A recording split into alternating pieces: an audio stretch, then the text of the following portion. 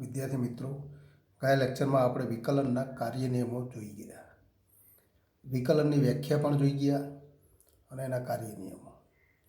હવે આપણે કેટલાક પ્રચલિત વિધેયોના વિકલનના પ્રમાણિત રૂપો આપણે યાદ કરી લઈએ.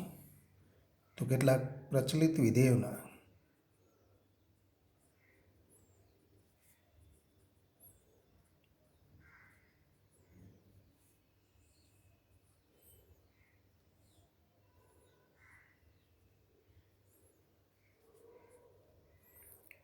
પહેલું આપણે જોઈએ કે fx ઇક્વલ ટુ એક્સની એન ઘાત. તો આપણે લખી શકીએ કે f dash x equal to n into x raise to n minus 1. તો આ પહેલું તો વિકલનનું પ્રમાણિત રૂપ છે કે એક્સની એન ઘાત એનું વિકલન તો આપણે આ સૂત્રથી કરી શકીએ. ઉદાહરણ તરીકે કે fx ઇક્વલ ટુ એક્સનો વર્ગ હોય તો આપણે કહી શકીએ f dash x equal to 2 into એક્સની 1 ઘાત. અહીંયા એન બિલોંગ્સ ટુ આર માટે આ પરિણામ સત્ય છે. તો અહીંયા આપણે લખી શકીએ f dash x equal two 2x. પણ આના ઉપરથી બીજા કેટલાક તો અગત્યના પરિણામો મળે. જો fx ઇક્વલ ટુ એક્સ હોય તો f dash x equal to અથવા d by d x equal to તો એક્સની 1 ઘાત છે. તો 1 ઇન્ટુ એક્સની 0 ઘાત. તો 1 ઇન્ટુ એક્સની 0 ઘાત એટલે કે એક્સની 0 ઘાત ઇક્વલ ટુ પણ 1 તો ઇક્વલ ટુ 1. આમ આપણે કહી શકીએ આમ. તો બીજું પણ એક સ્વરૂપ આપણે યાદ રાખી શકીએ આમ. તો D upon D x equal to તો એક્સ ઇક્વલ ટુ 1 થાય. તો એ આપણે યાદ રાખીશું. આ જ રીતે તથા જો fx ઇક્વલ ટુ વર્ગમૂળમાં એક્સ હોય તો એનું આપણે વિકલન મેળવવું તો પણ આ જ પ્રમાણિત રૂપનો ઉપયોગ કરી શકાય કે વર્ગમૂળમાં એક્સ એટલે કે એક્સની 1/2 ઘાત માટે F dash x equal two શું થાય તો ફરી આપણે કહી શકીએ કે એન બિલોંગ્સ ટુ આર માટે આ તો વિકલનનું પ્રમાણિત રૂપ છે એનો આપણે ઉપયોગ કરી શકીએ. તો 1/2 into x raise to 1/2 minus 1 અને equal to 1/2 into x raise to તો માઇનસ 1/2 અને તો એને તો છેદમાં લઈ જઈએ તો 1/2 ઇન્ટુ એક્સ રેઝ ટુ 1/2 પણ એક્સ રેઝ ટુ 1/2 એટલે કે તો 1/2 ઇન્ટુ એક્સ રેઝ ટુ 1/2 એટલે કે વર્ગમૂળમાં એક્સ. તો માટે આપણે કહી શકીએ કે આમ. તો ફરી એક બીજું આપણે સ્વરૂપ મળે કે ડી બાય ડી એક્સ વર્ગમૂળમાં એક્સ. તો વર્ગમૂળમાં એક્સનું વિકલન તો 1/2 વર્ગમૂળમાં એક્સ મળે. તેને આપણે આ સ્વરૂપે યાદ રાખીશું. તો આ પણ પ્રમાણિત રૂપ સ્વરૂપે આપણે યાદ રાખી શકીએ કે d by d x equal to 1 d by d x વર્ગમૂળમાં એક્સ અને ઇક્વલ ટુ 1/2 રૂટ એક્સ. આ જ રીતે તો તથા fx ઇક્વલ ટુ તો 1/x હોય તો 1/x એટલે કે તો એક્સ રેઝ ટુ માઇનસ 1 અને તેથી તો એફ ડેશ એક્સ આપણે મેળવી શકીએ એફ ડેશ એક્સ તો તેથી F dash x equal to તો -1 ઇન્ટુ એક્સ રેઝ ટુ -2 અને ઇક્વલ ટુ તો -1/xનો વર્ગ. આમ તો ફરી આપણે બીજું પણ સ્વરૂપ યાદ રાખી શકીએ કે d by d x 1/x અને ઇક્વલ ટુ -1/x². તો આ 3 સ્વરૂપ કે જેનો આપણે વારંવાર દાખલાઓમાં ઉપયોગ કરતા હોવાથી તો આ 3 સ્વરૂપ આપણે યાદ રાખીશું. હવે તો બીજું સ્વરૂપ તો બીજા પણ કેટલાક ત્રિકોણમિતિ વિધેયના તો પ્રચલિત વિધેયોના વિકલન આપણે મેળવી ગયા છે કે જો fx equal two sine x હોય તો f dash x equal to તો સાઇન એક્સ એ વિકલનની વિધેય અને એનું વિકલન તો ઇક્વલ ટુ કોસ એક્સ મળે. આમ આપણે લખી શકીએ d by d x sine x equal to cos x. તો એના આવા સ્વરૂપમાં આપણે યાદ રાખી શકીએ છીએ. એટલે કે d/dx સાઇન એક્સ. તો સાઇન એક્સનું એક્સની સાપેક્ષ વિકલન તો કોસ એક્સ થાય. આ જ રીતે નંબર 3 કે fx = cos x આપણને આપેલું હોય. તો fx = cos x. તો f'(x) તો માઇનસ સાઇન એક્સ. કોસનું વિકલન માઇનસ સાઇન એક્સ મળે. અને આમ તો ફરી આપણે લખી શકીએ કે d/dx તો cos x અને ઇક્વલ ટુ તો માઇનસ સાઇન એક્સ. તો આ સ્વરૂપે આપણે સૂત્ર યાદ રાખીશું. એ જ રીતે નંબર તો 4 fx = તો tan x. તો આપણે વિકલન મેળવી ગયા હતા f'(x) તો fx તો tan x નું વિકલન તો sec²x. આમ તો ફરી આપણે લખી શકીએ કે આમ d/dx d/dx tan x અને ઇક્વલ ટુ તો tan x તો sec²x. આ જ રીતે તથા તો પાંચમું તો પ્રમાણિત રૂપ કે fx તો fx = cot x હોય. તો f'(x) તો f'(x) માઇનસ cos x²x. તો આવા પ્રમાણિત રૂપ આપણે યાદ રાખીશું.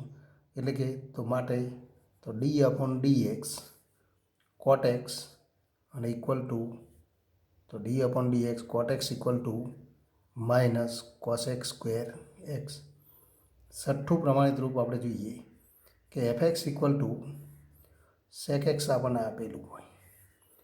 તો આપણે લખી શકીએ કે f'(x) તો sec x cos x. તો અહીંયા આપણે જોઈએ કે sec x નું વિકલન sec x cos x થાય. અને માટે d/dx તો એને પણ આવા સ્વરૂપમાં આપણે લખી શકીએ કે sec x અને તો sec x tan x. અહીંયા cos x નહીં તો sec x tan x તો ઇક્વલ ટુ તો sec x tan x મળે. આ જ રીતે સાતમું પ્રમાણિત રૂપ જોઈએ fx તો cos x. તો f'(x) તો f'(x) માઇનસ cos x તો minus cos x cot x. અને માટે તો d/dx ફરી આપણે લખી શકીએ cos x minus cos x તો cot x. તો આ પ્રમાણિત રૂપો આપણે યાદ રાખીશું. તો આટલા પ્રમાણિત રૂપ આપણે યાદ રાખીશું અને એ પ્રમાણિત રૂપનો તો દાખલાઓમાં તો ઉપયોગ કરીશું. હવે તો સાતત્ય અને વિકલનીયતા. તો સાતત્ય અને વિકલન વચ્ચે કંઈ સંબંધ મળે કેમ? તો સતત વિધેય માટે આપણે જોઈ ગયા કે f એ કોઈ ઘટક c આગળ સતત છે તેનો અર્થ જોઈ ગયા. અને વિકલનીય છે એ પણ આપણે જોઈ ગયા. તો f એ કોઈ ઘટક c બિલોંગ્સ ટુ r માટે તો કોઈ ઘટક તો c આગળ વિકલનીય. તો વિકલનીય તો થાય એવું ક્યારે કહી શકાય અથવા વિકલનીય નથી. તો વિકલન નથી તેમ કેમ ક્યારે કહી શકાય? તો વિકલનીય નથી એવું ક્યારે કહી શકાય? તેમ તો ક્યારે કહી શકાય?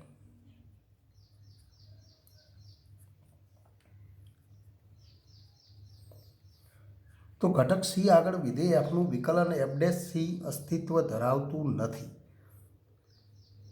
તો f એ c આગળ વિકલનીય નથી એટલે કે f' નું અસ્તિત્વ નથી. પણ f' નું અસ્તિત્વ નથી એટલે કે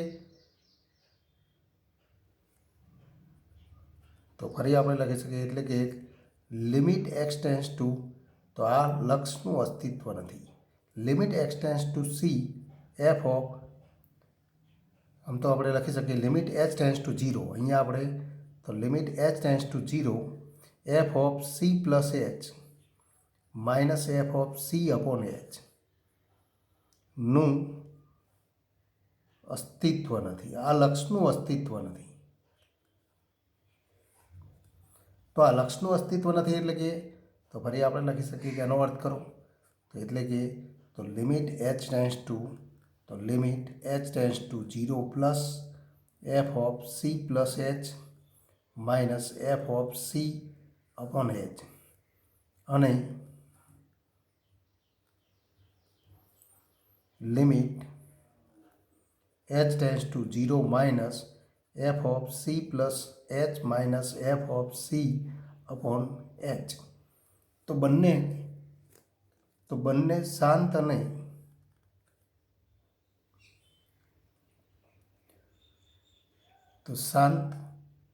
અને સમાન ન હોય.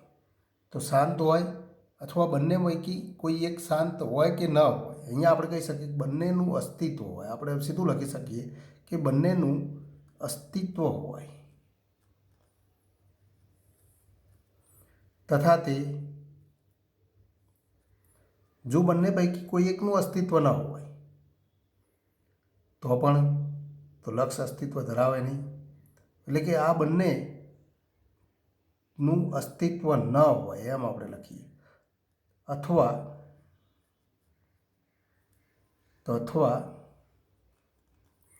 કોઈ એક લક્ષનું અસ્તિત્વ ન હોય અથવા એટલે કે તો આ લક્ષ અસ્તિત્વ ધરાવે પણ આ લક્ષ અસ્તિત્વ ન ધરાવે, અથવા આ લક્ષ અસ્તિત્વ ધરાવે તો ત્યારે આ લક્ષ અસ્તિત્વ ન ધરાવે, અથવા તો ત્રીજો વિકલ્પ આપણને મળે કે બંને લક્ષનું અસ્તિત્વ હોય, તો બંને લક્ષનું અસ્તિત્વ હોય પરંતુ સમાન ન હોય, પરંતુ તે સમાન ન હોય. તો આપણે કહી શકીએ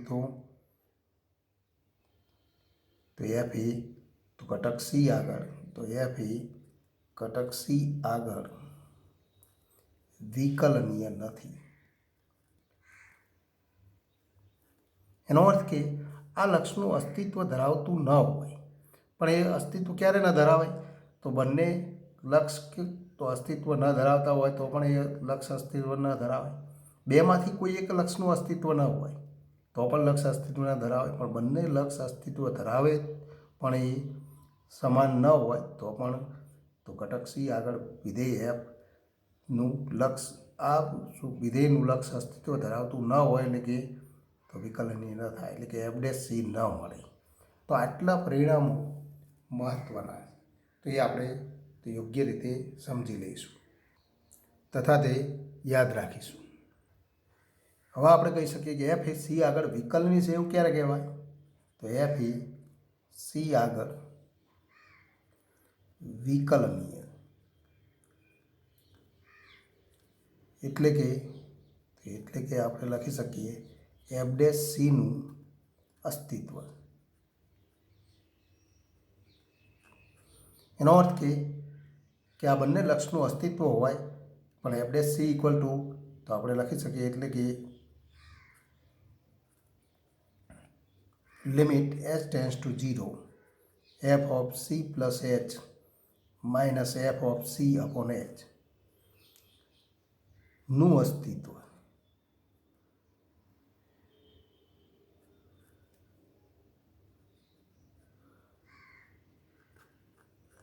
જો આ લક્ષનું અસ્તિત્વ હોય એવું ક્યારે બને તો જમણી બાજુ અને ડાબી બાજુનું લક્ષ મેળવો. ક્યારેક તો સીધું પણ લક્ષ મેળવી શકાય. તો જો આનું લક્ષ અસ્તિત્વ ધરાવે તો વિધેય એફ એ તો ઘટક સી આગળ વિકલનીય છે એમ કહી શકાય. હવે પ્રદેશ ગણ ઉપર ક્યારે વિકલનીય તો પ્રદેશ ગણ ઉપર તો વિકલનીય છે એવું ક્યારે કહી શકાય તો એનો અર્થ જોઈએ. તો હવેથી આગળ વધીએ તો એફ એ વિકલનીય છે એમ ક્યારે કહેવાય તો એના માટે આપણે જોવું પડે કે એફ એ તો વિધેય એફ એ જે ઘટકો આગળ વ્યાખ્યાયિત હોય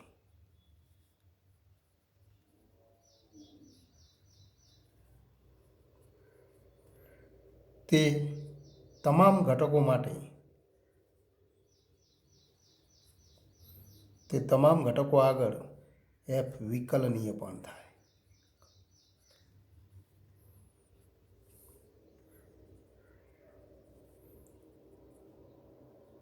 તો આપણે કહી શકીએ તો એફ એ વિકલનીય વિધેય છે એમ કહેવાય.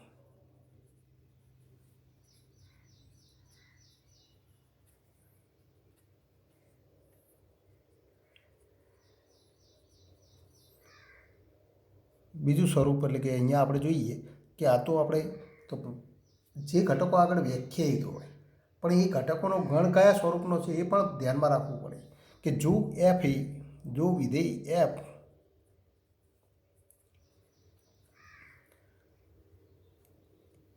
તો આર કે આરનો કોઈ વિવૃત અંતરાલ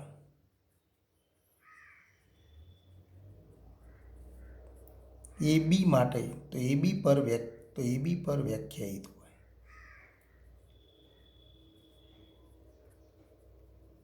તો તેના બધા જ ઘટકો માટે જો એફ વિકલનીય થાય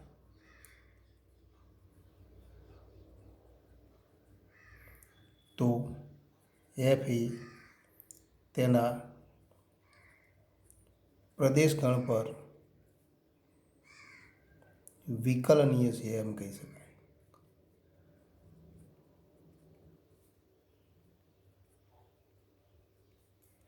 પણ જો વિધેય એફનો પ્રદેશગણ ક્લોઝ ઇન્ટરવલ એ બી સ્વરૂપ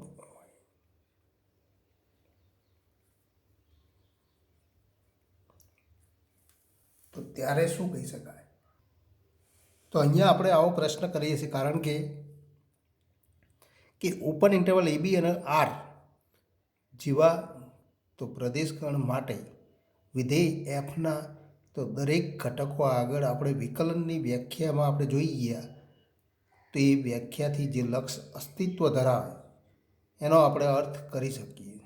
પણ અહીંયા તો ક્લોઝ ઇન્ટરવલ એ બી સ્વરૂપનો જ્યારે વિધેયનો પ્રદેશગણ હોય તો એ આગળ અને બી આગળ તો એવા બે ઘટકો આપણને મળે કે એ આગળ તો એથી નાના ઘટકો આગળ વિધેય વ્યાખ્યાયિત નથી ત્યારે તો એ આગળનું ડાબી બાજુનું તો જે વિકલન માટેનું ડાબી બાજુનું લક્ષ છે એફ ડેશ એનું ડાબી બાજુનું લક્ષ એ આપણે મેળવી ન શકીએ. એટલે કે તો અહીંયા આપણે કહી શકીએ હોય તો નંબર 1 તો જો તો વિધેય f A open interval a બી ના પ્રત્યેક ઘટક માટે વિકલનીય હોય તથા નંબર 2 તથા એ આગળ તો ઘટક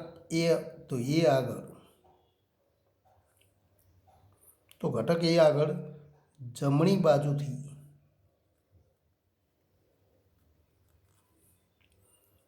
વિકલનીય હોય. જમણી બાજુથી વિકલનીય હોય એટલે કે તો આપણે લખી શકીએ limit h tends to 0 plus f of a plus h minus f of a upon h નું અસ્તિત્વ હોય.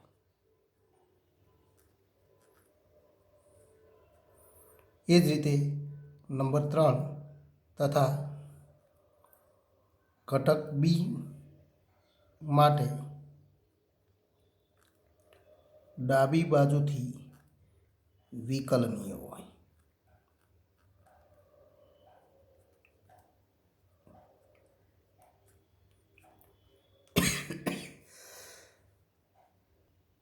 એટલે કે તો ડાબી બાજુથી વિકલનીય હોય એટલે કે તો ફરી આપણે જોઈએ એમ તો limit h tends to 0 minus f of b plus h minus f of b upon h નું અસ્તિત્વ હોય.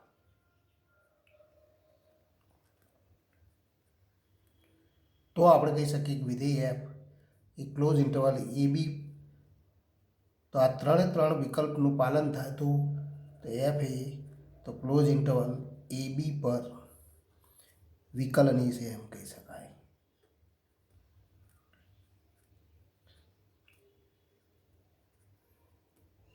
તો આટલો પરિણામો વિકલન માટે તો મહત્વના છે. હવે આપણે જોઈએ કે વિકલન અને સાતત્ય, તો એના વચ્ચે કોઈ સંબંધ મળે કે કેમ? તો વિકલન અને સાતત્ય વચ્ચે પણ સંબંધ મળે. તો પ્રમેય આપણે જોઈએ. પ્રમેય કે જો વિધેય એફ એ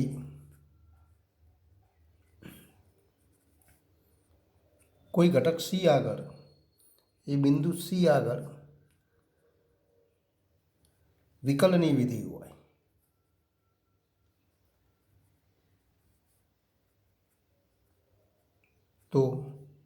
તો બિંદુ સી આગળ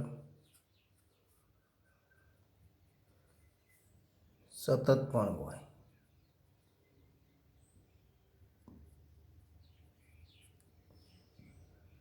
અને સાબિતી આપણે જોઈએ. સાબિતી ખૂબ સરળ છે.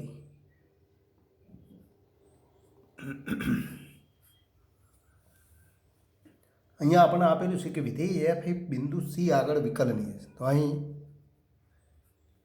એફ એ બિંદુ સી આગળ વિકલનીય, એનો અર્થ કે એટલે કે એફ ડેશ સીનું અસ્તિત્વ. એફ ડેશ સી વ્યાખ્યાયિત છે એ આપણે કહી શકીએ, પણ F dash c equal to તો આપણે કહી શકીએ લિમિટ એચ ટેન્સ ટુ, તો માટે તો f dash c equal to, તો પરંતુ આપણે લખી શકીએ પરંતુ f dash c equal to તો limit h tends to 0 f of x plus h minus f x upon h. તો એના માટેનું એક સૂત્ર આપણે એ જાણીએ છીએ. અને બીજું સૂત્ર પણ લખી શકાય કે limit x tends to c f x minus f C. તો આના બે સૂત્ર છે અને આ સ્વરૂપે પણ લખી શકાય limit h tends to 0 f of c plus h minus f c upon h. અને ઇક્વલ ટુ તો લિમિટ તો ફરી c plus h equal to y, કે તો આપણે નવો ચલ એક્સ લઈએ તો લિમિટ એક્સ ટેન્સ ટુ તો x tends to c f of x plus તો minus f of x minus f of c upon x minus c. જ્યાં c plus h equal to તો એક્સ લેતા, તો C plus h equal two x લઈએ તો જેમ H tends to 0 તેમ તો એચ 0 અનુલક્ષે એમ તો એક્સ ટેન્સ ટુ સી. અને હવે કિંમત લખી દઈએ તો C plus h equal two x લખો તો f x minus f c upon H equal to તો તથા તો એચ ઇક્વલ ટુ તો એચને આપણે સૂત્રમાં કરતા બનાવીએ તો એક્સ માઇનસ સી, તો એચની જગ્યાએ એક્સ માઇનસ સી લખી દઈએ.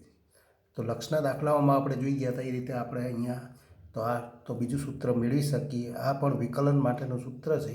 વિકલન માટેનું બીજું સૂત્ર આપણે યાદ રાખવું હોય તો આવું લખી શકાય કે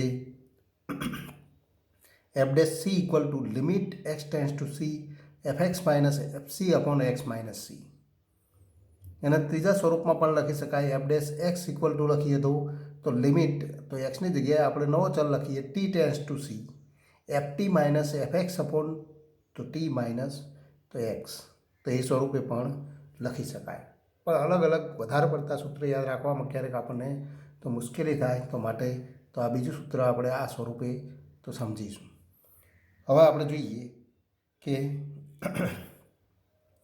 એફ એ સી આગળ વિકલનીય વિધેય, તો એ ઘટક સી આગળ સતત થાય એ આપણે બતાવવું. એનો અર્થ કે આપણે તો limit x tends to c તો એફ એ સી આગળ સતત છે એવું ક્યારે કહી શકાય? તો limit x tends to c f x equal to f c આપણે બતાવવું છે. એનો અર્થ કે તો એફ એ તો અહીં F A x equal to C આગળ સતત છે એમ સાબિત કરવું, તેમ સાબિત કરવું. એટલે કે આપણે આવું પરિણામ મેળવવું પડે કે limit x tends to c f x equal to તો f x equal to f of c. પણ આ તો અચળ વિધેય છે, એટલે એફ સી એ તો કોઈ નિશ્ચિત કિંમત છે, તો એને આપણે લખી શકીએ equal to limit x tends to c f of c. પણ એને આ બાજુ લાવી દઈએ તો લક્ષના કાર્ય નિયમથી આપણે એટલે કે limit x tends to c f x minus f C અને ઇક્વલ ટુ 0 સાબિત કરવું. તો આવું સાબિત કરવું છે. તો એના માટે અહીંથી શરૂઆત કરીએ તો limit x tends to c f x minus f C અને ઇક્વલ ટુ તો limit x tends to c f x minus f c upon x minus C into x minus C વડે ગુણતા. અને એક્સ ટેન્સ ટુ સી હોય ત્યારે તો x minus c is not equal to 0. તો કારણ તરીકે આપણે લખી શકીએ કે x tends to c implies x is not equal to c, અને x is not equal to c તો x minus c is not equal to 0. તો એક્સ માઇનસ સી વડે આપણે ગુણી શકીએ, અને એ ગુણી શકીએ તો ફરી આપણે આને કહી શકીએ કે આ તો વિધેય આપણું વિકલન છે, તો equal to F dash C into limit x tends to C x minus C. પણ આનું લક્ષ તો એફ ડેશ સી ઇન્ટુ તો 0 અને ઇક્વલ ટુ 0. અને માટે આપણે કહી શકીએ કે limit x tends to c f x minus f C તો ઇક્વલ ટુ 0. તો માટે તો limit x tends to c f x minus f C equal to 0. એનો અર્થ કે એ તો આપણે જોઈ ગયા કે આ સાબિત કરવું પડે. હવે એને વિરુદ્ધ ક્રમમાં લખી દો તો પણ આપણે તો પરિણામ લખી શકીએ. એનો અર્થ કે limit x tends to c f x equal to f C થાય. અને માટે આપણે કહી શકીએ તો એફ એ તો એક્સ ઇક્વલ ટુ સી આગળ સતત થાય. આમ વિધેય એફ એ કોઈ બિંદુ સી આગળ જો સતત હોય, વિકલનીય હોય તો એ સતત થાય જ. પણ સતત હોય તો તેથી વિરુદ્ધ પરિણામ સત્ય થાય કે કેમ? તો વિરુદ્ધ પરિણામ સત્ય થાય પણ ખરું, ન પણ થાય. પણ થાય જ એમ કહી શકાય નહીં. એ જો વિધેય એફ એ કોઈ ઘટક એક્સ ઇક્વલ ટુ સી આગળ સતત હોય તો એ વિકલનીય ન પણ હોય, એટલે કે આ પ્રમેયનું પ્રતિવિધાન સત્ય નથી એમ કહી શકાય.